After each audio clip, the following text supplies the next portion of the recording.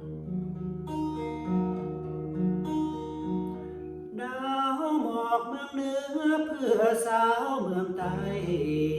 วันเวียงสางละเลิงใจหนาวไปซื่นใจทุกเมื่อมีสายน้ำสองไหลล่องผ่านเดินหินแกงหนาวหมอกสร้างมาหาแห่งแฟนใจ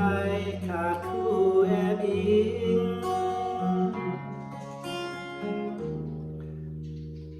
ดาวหมอกปานใดอ้ายยังคิดว่า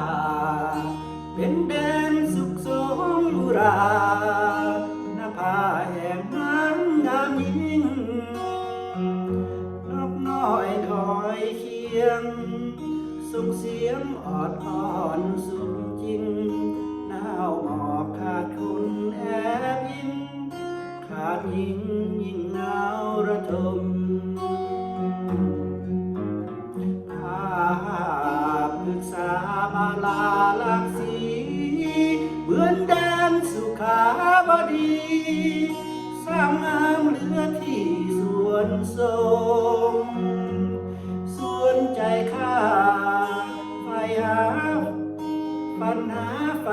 ใจนิยมธรรมศาสตร์สุขสมสุดแสนซึ่งสมป่านแดนสวรรค์หนาวหมอกไอ้ทนบนเขาปูเจียอาศัยทิวทัศน์สิทธิ์เสียบ่เคยหวั่นไหวหนาวนั้น